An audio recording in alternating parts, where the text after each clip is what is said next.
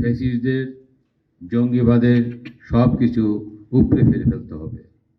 এই ফ্যাসিস্টদের জায়গা বাংলার মাটিতে হবে না। নিষিদ্ধ সংগঠনে যারা রয়েছেন তাদেরকে আপনাদের গ্রেপ্তার করে আইনের আওতায় নিয়ে আসতে হবে।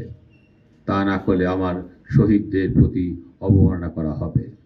আমার শহীদ পরিবারের যারা সম্মানিত সদস্যরা রয়েছেন তাদের প্রতি সম্মান রেখে আপনারা এই ফ্যাসিস্টদের কোনো রকম ছাড় দিবেন না।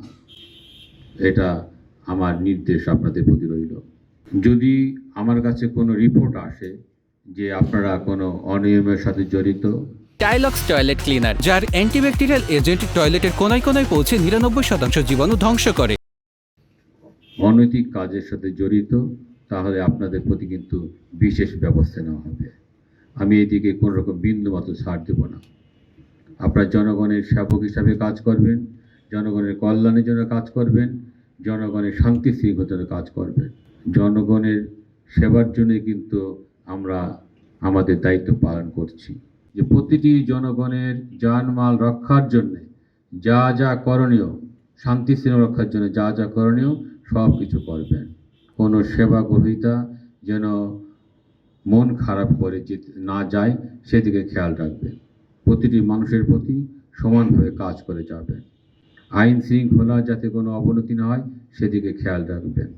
আমরা নিষিদ্ধ সংগঠনের যে সমস্ত সদস্য রয়েছে তাদের সাথে যদি কোনো আঘাতের গন্ধ আপনাদের মাঝে পাই তাহলে কাউকে আমি ছাড় দিব না।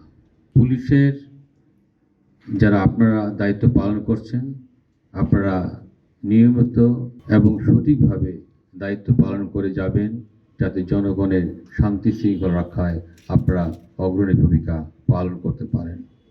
দীর্ঘ 16 বছর আমরা যে ফ্যাসিস্টের কবলে বাংলাদেশ পুলিশ একটি দলীয় পুলিশে পরিণত হয়েছিল, সেই দলীয় পুলিশ থেকে এই নতুন বাংলাদেশে আমরা নতুন পুলিশ পরিচয়ে গর্ব করে আবার যেন আমরা আপনাদের সহযোগিতায় কাজ করে যেতে পারি, জনগণের সেবক হিসাবে, জনগণের জানমাল রক্ষায় এবং শান্তি শৃঙ্খলা রক্ষায় আমরা যেন কাজ করে যেতে পারি, সেই জন্য মহান রব্বুল আলামিনের কাছে আমরা শুকরিয়া আদায় করছি।